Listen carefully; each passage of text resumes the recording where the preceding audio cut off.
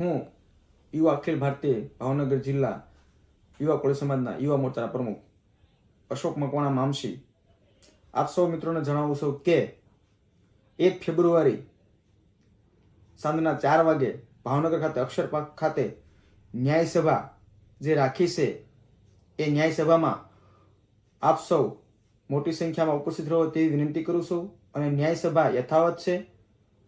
ન્યાય સભાને આપણને મંજૂરી પણ મળી ગઈ છે. ન્યાય સભા શેના માટે કે આપણા નવનીતભાઈ બગદાણા વાળાના જે માટે અન્યાયને અત્યાચાર થયો છે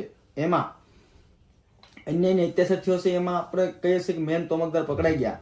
બરાબર છે, મેન તોમકદાર પકડાઈ ગયા, પરંતુ એમાં જે બનાવ બન્યો ને ત્યારે જે હથિયાર અંબાવા ગયા હતા ને 2 છોકરાઓ હથિયાર અંબાવા, એને મદદગીરીમાં પોલીસે સીટે એમને જેલ હવાલે કર્યા છે. બરાબર છે, ગુનેગારોએ કોઈ છોડવાના હોય નહીં, કોઈ પણ ગુનેગારોને છોડવાના ન હોય. પરંતુ પીઆઈ ડાંગર જે તે સમય બનાવ બન્યો ત્યારે તપાસ પીઆઈ ડાંગર પાસે હતી, બગદાણા પોલીસ સ્ટેશનના પીઆઈ ડાંગર.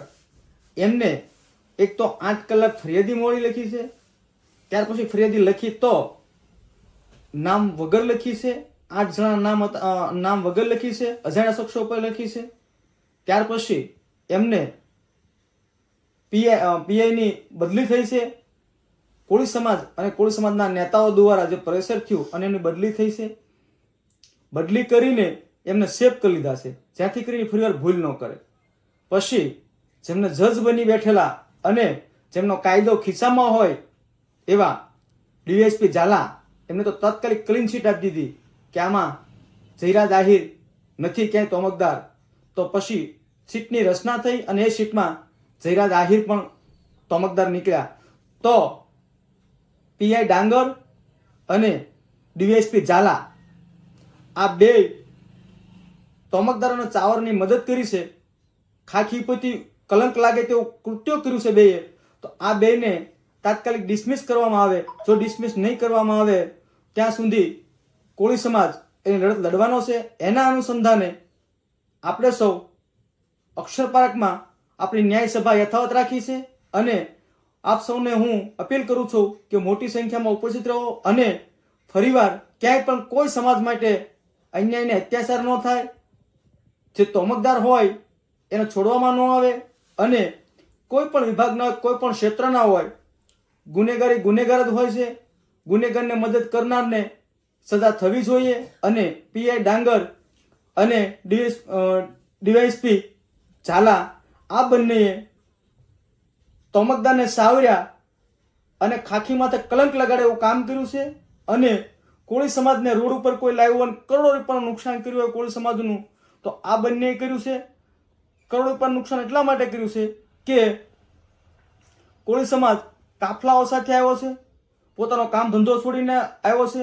સમાજ માટે અત્યાચાર અન્યાય થયો એટલે કોળી સમાજ સૌ આગેવાનો, સૌ કાર્યકર્તાઓ, સૌ કોળી સમાજ બધા એકત્રિત થઈ અને સતત 27 દિવસ સુધી જ્યારે લડત લડી ત્યારે મૂળ તોમકદાર સુધી પહોંચ્યા છે. પરંતુ મહત્વની કોઈ ભૂમિકા ભજવી હોય તો આ બંને છે. તો આ બંને પોલીસને પીઆઈ ડાંગર અને ઝાલાને તાત્કાલિક ડિસમિસ કરવામાં આવે, નહીતર અમો હજુ ઉગ્ર આંદોલનો કરવાના છીએ. અમારા આગેવાનો પણ એમાં મક્કમ ને મજબૂત છે. આજે ભાવનગર શહેરના પશ્ચિમ વિધાનસભાની વિસ્તારમાં ગલીએ ગલીએ સભાઓ, મિટિંગો, રાત્રિ મિટિંગો ચાલુ થઈ ગઈ છે. ડોર ટુ ડોર પ્રવાસો ચાલુ થઈ ગયા છે. આખા ભાવનગર શહેરમાં હોર્ડિંગો અને બેનરો પણ લાગવા મળ્યા છે. એટલે આપ સૌ કોળી સમાજના યુવાન મિત્રોને અને ઠાકોર સમાજના યુવાન મિત્રોને વિનંતી કરું છું કે મોટી સંખ્યામાં ઉપસ્થિત રહો અને કોળી સમાજની એકતાને તાકાત બતાવો, જ્યાંથી કરીને ફરીવાર કોઈ કોળી સમાજ માટે અત્યાચારને અન્યાય ન કરે તો પણ પોલીસ એને ન સાવરે તો જ કાયદો શું છે ભાન થશે. અને કાયદામાં જોગવાઈ છે કે કોઈ પણ હોય એને છોડવામાં ન આવે. તો અમારી સરકાર પાસે એક જ અપીલ છે કે આ બંને મદદગીરી કરી છે. એમને આપણે જોઈએ છે કે એક તો ક્લીન ચીટ આપી દીધી છે ડીએસપી, એ મદદગીરી જ છે. અને પીઆઈ ડાંગરને બધી જ ખબર હોવા છતાં નામ ન લીધું અને 27 દિવસ સુધી આ કેસ લંબાણો. એટલે બંનેને તાત્કાલિક સસ્પેન્ડ કરવામાં આવે એવી આપ સરકારને હું વિનંતી કરું છું. અને કોળી સમાજની ન્યાય સભામાં નવનીતભાઈ પણ ઉપસ્થિત રહેવાના છે. અને એક મહત્વની વાત એ કરું કે એ ન્યાય સભાની અંદર જેમને આ દુર્ઘટના બની ત્યારે પડદા પાછળ કામ જેમને કર્યું છે ને એ તમામ મિત્રો ત્યાં હાજર રહેવાના છે. અને એ તમામ મિત્રોનો તમારા સૌની વચ્ચે અમે એમને લાવશું અને આપ સૌ વતી એમને અમે સાંભળવાના પણ છીએ.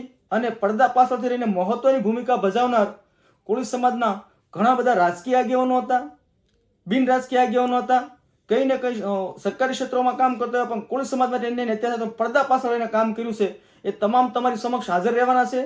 તો આપ સૌ કોળી સમાજને અને ઠાકોર સમાજના યુવાન મિત્રોને અને વડીલ બંધુઓને વિનંતી કરું છું કે મોટી સંખ્યામાં ઉપસ્થિત રહો. વંદે માતરમ, ભારત માતા કી જય, જય જય ગુજરાત, જય કોળી સમાજ.